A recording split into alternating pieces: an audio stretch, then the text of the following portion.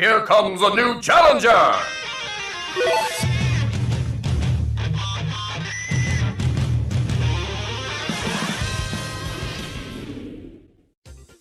As a once wise Sab knew, if you felt like you were expecting nothing and still feel like you got robbed, then you know it was pretty bad. And thus was the case of the Sonic Central, which revealed a lot of information involving Sonic's 30th anniversary. Let's just go over the smaller stuff real quick. Alright, a bunch of merch, whatever, you know, some crossovers here and there. Sonic's appearing in Kenshiro, the Fist North Star Japan mobile game, and a Shin Megami Tensei 1. So that's nice.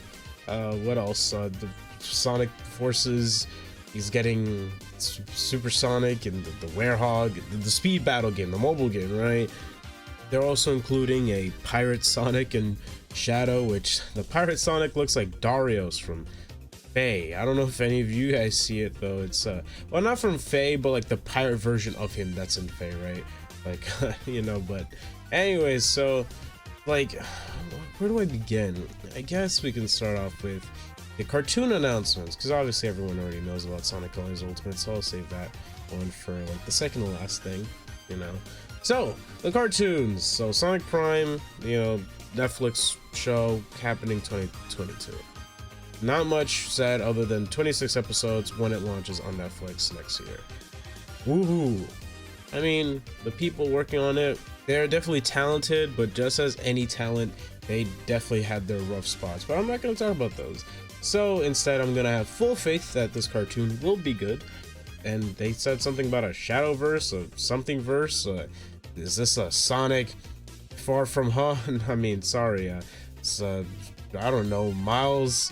It's Miles Morales, Sonic Morales. I don't know. Into the Sonic verse. So I just don't know. But they also announced a Sonic Colors cartoon, Rise of the Wisp, which is basically, I think it's going to be like the Sonic cartoons that Sega put out on their channels, which was the Sonic Mania Adventures, you know, Team Sonic Racing, that sort of stuff. The art style looks similar to what Tyson Hesse would do, so I do think Tyson Hesse is working on these animations, which is about right. That makes sense, you know. Just if it ain't broke, don't fix it, right? So I definitely like Tyson Hesse's art style, especially for like the animations. They're just great, lovable. This one actually has voice acting. The first two, well, the first three really didn't. Like the third one had like voice clips, but not really any voice acting because it was like the challenge space sort of thing. But still, it's cool to see that back. And I what else? Is there anything else to talk about? Oh wait, there's only 2 things left. Well, 3 things, I think. There was a Sonic Origins collection, which, look, I'm gonna be straight up honest. So they only said it's, for now, as far as we know, it's just Sonic 1, 2, 3, Sonic and Knuckles, and Sonic CD, which could also have, obviously, well, not could, it will have Sonic 3 Knuckles and Knuckles and Sonic 2. But here's the thing, right? Here's the thing. If these aren't the Christian Whitehead versions of these games, if Sonic 3 isn't a Christian Whitehead port, what's the point? Like, legitimately, what's the point of buying this collection, right? Because the Mega Collection on GameCube has had more games. The Gems Collection on GameCube has more games. Sonic Adventure DX on the GameCube literally lets you unlock Game Gear games. There are more games in Sonic Adventure than there is in this Origins collection. So when you take all of that into account, this is quite possibly one of the worst collections that they could ever make, right? Because if it isn't the Christian Whitehead versions of these games, there's no point. There is legitimately no reason to buy this collection, right? If you, like, unless you feel like you really want this collection, like if it's on the level of Sonic Jam, right? Where Sonic Jam, you only had Sonic 1, 2, 3 and Knuckles, right? But you also had the Sonic World thing that showed you all the concept art and the commercials and all this sort of stuff. If they have that, maybe it might be a bit more worth it. Maybe. But for right now, this is probably one of the most trash collections I've ever seen come out of Sonic. When it came to Sonic Classic Collection on the DS, that was fine, right? It was on the DS, and you had the main 6 games, right? Sonic 1, 2, 3, 3 and K, Sonic and Knuckles and Sonic 2. That was fine. You didn't need much else. It was an old DS. It's a DS Classic Collection. I believe came out in like 2009, something like that. It was just fine, right? But if you plan on releasing a collection like that now, I just don't see how this could ever end up well. I legitimately can't. Next was Sonic Colors, which, why? Sonic Colors, okay, look, this might be a hot take, but Sonic Colors, outside of Forces, obviously, is probably my least favorite out of all the Boost games. Because, in my personal opinion, Colors has a lot of moments where they want you to take it slow, and Sonic, without Boost, controls really bad in Unleash and in Colors and Generate. Like, he just controls bad, okay? Without Boost, Sonic controls pretty wacky, okay? That's why they kind of gave you the double jump to reposition yourself, you know, in Sonic Colors, in those small little platforms with type platforming, which obviously, like, in some sections, like Planet Wisp, right, there's like a conveyor belt section, and you can fall through, but there's always like the platforms on the bottom as long as you're on the platforms on the top, so you can save yourself. But for the most part, Sonic's control and Boost games just suck, alright? I'm just gonna be straight up honest. They're really bad. I feel like in most situations where I'll be like, oh, I want to play a Sonic game. What do I want to play? I'd rather play Sonic and the Black Knight, for instance, right? Like, if we're talking like Wii games, Sonic and the Black Knight, Zero Gravity, right? Sonic Riders Zero Gravity. There are other Sonic games I'd rather play than Sonic Colors. I'm gonna be straight up honest, because I've just never been a fan of Sonic Colors. Like, I liked it when I was a kid, right? You know, but as I grew older and thus I became more critical of the games I played, I can't go back to Sonic Colors. Like, every time, like Sonic Unleashed, I always go back to. You know, even if it's just the boost stages, those boost stages are so fun. But like in Sonic Colors, either the stages end too quickly, right? Or the smaller stages are just so bad. You know what I mean? Like, they're meant to use Sonic's control, right? Like base control, but a lot of them feel like slow slogs. Like, there's basically a level which is essentially like an auto scroller, right? You're not supposed to think it's an auto scroller, but it's essentially an auto scroller. So yeah, not a big fan of Colors. Will I be getting the Ultimate Edition? Yes, I will, because apparently there will be changes to it, and I just want to see it for myself. I don't think Sonic Colors is a bad game. I just think it's an overhyped game. And in my personal opinion, if you take away the Werehog and you just leave the modern Sonic portions, or just the normal Sonic portions in Unleash, I think Sonic Unleash's daytime stages are just far more superior than both Generations and Colors, in my personal opinion, right? Of course, if you factor in the Werehog, well, your enjoyment of Unleash is dependent on whether or not you like the Werehog. But hey, that's fine. I get it, right? And lastly, they showed a little teaser, which I know there are leaks of, but what I'm gonna do is I'm gonna wait till we actually see some actual gameplay before looking at those leaks. Even though those leaks are they're true, right? They're true. I don't have any doubt in my mind that they aren't. When it comes to it, I'd rather just see what we're actually getting, because it was a long time ago, and if what the trailer shows still kind of reflects what the leaks are of this game, which is going to be called Sonic Rangers, right? It's going to be concerning, all right? It's going to be really concerning, and I'm just saying that the leaks don't really put this new Sonic game in a nice ray of light, we'll put it that way. So, you know, hopefully things will be good, right? As a Sonic fan, it's so painful. Like, I legitimately just want this franchise to be good, but it's so bad. Like, especially in modern games, the story is just, why? Like, after Sonic and the Black Knight, what happened to the stories in Sonic, right? Like, Sonic literally has no personality. None of the Sonic characters have personality, right? They're just one-note stuff. Oh, Pontan and Graf. Pontan and Graf are probably the most trash writers for the Sonic series ever. Alright, this is counting things like the cartoons, like Sonic Underground. I enjoy Sonic Underground more than I do anything Pontan and Graf have ever made. those guys are just they're just trash writers. Like, I legitimately don't know why anyone would ever defend them. They're trash. They literally have admitted to using wikis for information on Sonic. Like, hello? So yeah, they're complete garbage, and I hope that they aren't working on this game. Please no, fire them like 1,000 times over. I never want to see their names attached to a Sonic game ever again. All right, because Sonic Forces especially, gosh, and whoever was like the voice actor, because here's the thing, I'm not a big fan of Roger either. I'm not a fan of his Sonic. I think, in my personal opinion, peak Sonic, like the best Sonic voice actor, was definitely Jason Griffith when it came to Black Knight Unleashed. Before then, it was definitely Ryan Drummond, obviously. But when Jason reached his peak, he was easily the best Sonic the world has ever seen, in my personal opinion. Yes, Roger was good in Sonic Boom. So in my opinion, I think that the issue is just the scripting and, you know, the voice directors. Because, I mean, if you've played Sonic Forces, you have the one line where Sonic goes, how you're gonna lose so badly. Like, what is that line? And gosh, the writing of that game is so terrible. Oh man. So when it comes to Sonic, here's the thing, right? I know like the main thing is like Sonic fans never know what they want, but I know what I want, all right? And all I want is, hear me out, a good game. A good game that I don't have to worry for a second of a chance that it has a chance of being bad. I just want a good game. Is that too much to ask for, Sega? It is. Oh, sorry. You leave me no other options. What am I supposed to ask for? Right?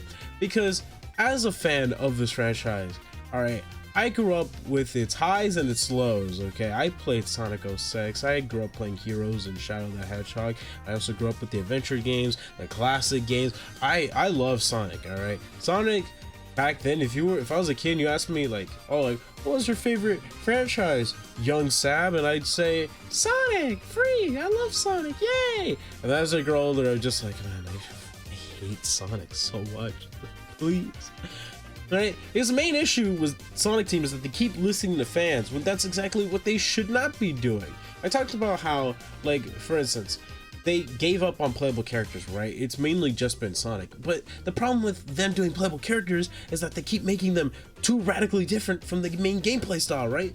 Like, I mentioned Gamma in the last video I made, right? Gamma is the perfect blend of like a different gameplay, but that works, right? Because Gamma's fast, all right? The whole thing about Sonic is speed and being able to speed run through the levels. You have a time limit on every stage, right? But you have to incentivize the shooting aspect. How do you do that?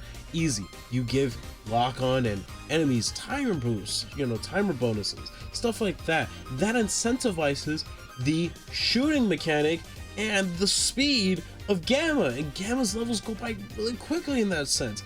Alright, Gamma is probably the best example of taking the Sonic formula, doing something else with it, but still making it work, right? Because, you know, Sonic is mainly run, your jump, and your homing attack, right? You have the spin dash, right? Tails has the flight, Knuckles has the glide, right? But Gamma doesn't have that. He doesn't have the standard Sonic jump, you know? He got no spin dash. But you know who does? You know who doesn't? Gamma. But you know what?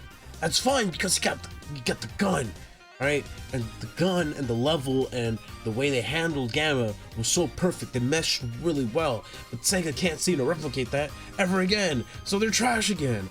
Trash. Like, I don't know. The last time I can ever say there was a universally praised Sonic game was Sonic Mania. Alright, and that was a game not made by Sonic Team but by fans. Imagine that. Imagine your best game of all time from recent memory was a bunch of fans, right? People who made ROM hacks of your work. They do a better job than you. That's sad. All right. Not only that, but like, let me put this. I know this is gonna sound like a joke, and it is. It's a joke. All right, it's a joke. All right, I have to say I have to preface that it's a joke because I know Sonic fans are. All right, but there's a history of some of Sega's greatest games in their lowest points being made by the developers, right? I mean, Sonic Riders, from what I recall, wasn't in-house. I believe it was another studio.